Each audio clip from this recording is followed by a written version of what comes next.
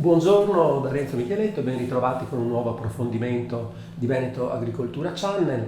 Nei giorni scorsi è stata siglata a Lonigo, in provincia di Vicenza, una importante convenzione che ha visto protagonisti la provincia di Vicenza, Veneto Agricoltura e il comune di Lonigo, incentrata sulla una convenzione, è stata proprio sottoscritta una convenzione per una migliore gestione della banca del germoplasma che è conservata presso l'Istituto Strampelli di Lonigo. Questo sarà un pretesto oggi per fare una chiacchierata con il dottor Giustino Mezzalira, che è a capo della direzione ricerca di Veneto Agricoltura, proprio per parlare sia di questa convenzione, che è una sorta di tassello di un importante mosaico che riguarda la biodiversità animale e vegetale, che nella nostra regione è veramente una cosa che sta a cuore. La regione Veneto per prima ha incaricato Veneto Agricoltura, attraverso un progetto che si chiama Bionet, di dedicarsi a questo importante tema della biodiversità.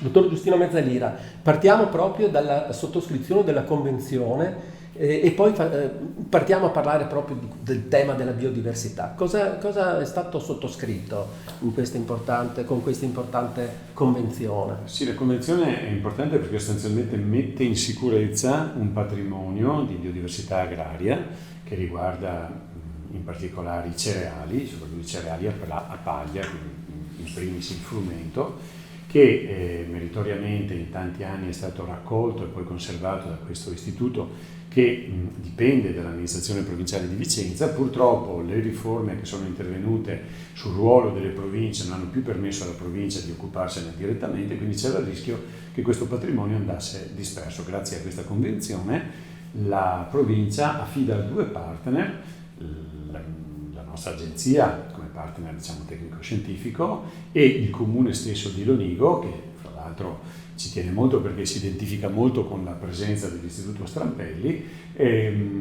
proprio fisicamente dare continuità a questi semi antichi e continuare a conservarli, però con un obiettivo fondamentale, che è quello poi di valorizzarli, perché oggi tutti sentiamo parlare cereali antichi, vecchie varietà, eccetera, eccetera. Ecco, quindi c'è qualcosa che al tempo stesso riguarda la conservazione di un patrimonio che è sia storico-culturale che biologico. Ecco, quindi come anticipavo in apertura, per Veneto Agricoltura questo nuovo incarico va a completare un mosaico che è quello delle attività che Veneto Agricoltura svolge a favore della biodiversità, che sono veramente tante, perché vanno a dedicarsi di diverse aree, quelle dei cereali, della zootecnia, della frutticoltura e anche del vitivinicolo. Proviamo in pochi minuti che abbiamo a disposizione a passare in rassegna queste varie diverse aree. Per esempio, nell'area dei cereali noi come Veneto Agricoltura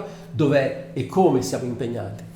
Fino ad oggi di fatto non eravamo direttamente impegnati, perché la logica di Bionet, come dice il nome, è un network, è una rete, e ogni partner aveva dei compiti precisi. Fino a ieri il compito di dare continuità alle antiche varietà di cereali coltivati nel Veneto era a carico dell'Istituto Strampelli della provincia di Vicenza, che, come abbiamo detto adesso, non ce la faceva più, non poteva più proprio per legge occuparsene, e quindi da adesso in poi noi proseguiremo quel lavoro. E dove lo faremo questo? Questo, per quanto ci riguarda, lo faremo in Polesine, nel nostro centro di Pradon, che è un centro che ha tutte le strutture, il personale, le competenze per potersi occupare anche di questa materia. Fino ad oggi non se ne è occupato, e abbiamo fatto in modo che presso il centro di Pradon si possano creare le condizioni per poter conservare in piena sicurezza. Poi conservare non vuol dire mettere in un frigo, vuol dire riseminare con un piano ben programmato, e quindi ci sarà anche un percorso di formazione del nostro. E poi di mettere anche quindi a disposizione queste sementi. Sì, questo però sarà il lavoro che farà fondamentalmente il comune di Lonigo. Ecco. Il comune di Lonigo, con l'altra metà dei semi sì, che erano conservati presso l'Istituto Strampelli, ha fatto già un importante accordo con una cooperativa agricola, Agribagnolo, del territorio, la quale invece avrà proprio la mission di portare fuori queste antiche varietà, metterle a disposizione dei loro soci e di chiunque altro voglia domani coltivare queste antiche varietà e per far sì che proprio tornino nel mercato, perché il grande problema che abbiamo con la biodiversità agraria è che quelli di cui noi oggi ci occupiamo sono in un certo senso gli sfortunati, cioè quelli che sono stati scartati dal mercato e che grazie a noi hanno continuato a sopravvivere, ma non deve essere un giardino zoologico o un giardino botanico dove salvi l'ultimo individuo, li dobbiamo invece riproporre, questo è il grande lavoro che come agenzia stiamo cercando di fare. Certo. Dicevamo che quindi grazie a questo progetto Bionet, un progetto regionale importante, ci occupiamo anche di zootecnia.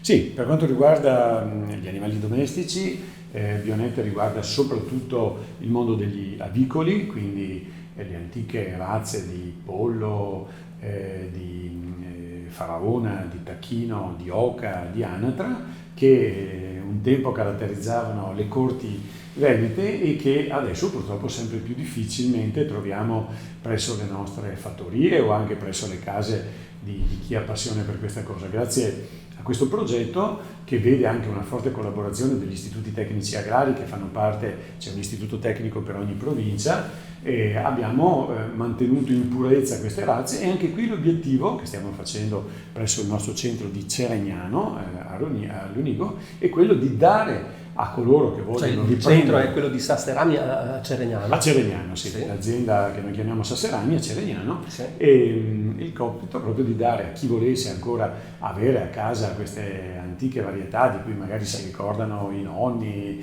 eccetera, eccetera. Quindi, come al solito, conservare in purezza senza perdere informazione genetica per riproporre nel mercato. Ecco, continuando questa nostra carrellata, passiamo alla frutticoltura invece. Sì, frutticoltura che di nuovo nella stessa azienda Sasserani a Ceregnano vede di nuovo questo pezzo, diciamo, della nostra arca di Noè. Lì su vari ettari di superficie c'è una collezione di decine e decine di antiche cultivar delle principali specie di interesse frutticolo, in particolare melo e pero, e la cosa importante però è che la collezione di Veneto Agricoltura di Ceregnano a sua volta è in rete con altre collezioni presso gli istituti tecnici agrari nuovamente, e un lavoro importantissimo che stiamo facendo proprio in questo periodo è quello della caratterizzazione genetica. Chi sono queste vecchie varietà a cui diamo nomi della nostra storia agricola? E quindi stiamo facendo intervenire anche il nostro istituto di Tiene, un'analisi genetica per proprio dare finalmente l'impronta genetica a queste antiche varietà e poterle quindi conservare anche con maggiore efficacia. Sì, e poi infine abbiamo il viticolo, infine ma non certo perché è meno importante, certo. Anzi, e anche su questo Veneto Agricoltura sta lavorando. Assolutamente sì, e come in tutti gli altri casi è stato fatto un grande lavoro prima di screening, quindi grazie alle associazioni agricole, a tutto il mondo del vitivinicolo regionale, agli istituti tecnici agrari di nuovo, sono state identificate le tracce ancora delle antiche varietà che gli anziani si ricordavano, di cui avevamo documentazione storica, eccetera, eccetera, sono state raccolte, reinstate, caratterizzate e conservate, in questo caso presso la nostra azienda Diana di Mogliano Veneto, dove c'è l'intera collezione delle antiche cultivar di vite della regione Veneto. Ecco.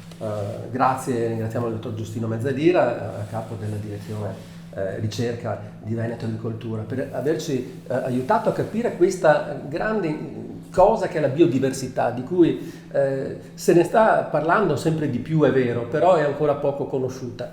E invece grazie a questo progetto regionale Bionet, cui Veneto Agricoltura appunto si sta dedicando, e abbiamo visto come, si sta proprio cercando di salvaguardare sia delle varietà vegetali ma anche delle specie animali, perché ce ne sarebbero ancora da dire, non abbiamo parlato della pecora, alpagota, certo, eccetera. Certo. Però rimandiamo tutti invitiamo a visitare il sito, proprio il sito internet di Bionet, oppure anche le pagine di Veneto Agricoltura, dove tutte queste cose sono raccontate proprio nei dettagli. È un argomento davvero molto interessante e lo sarà sempre di più.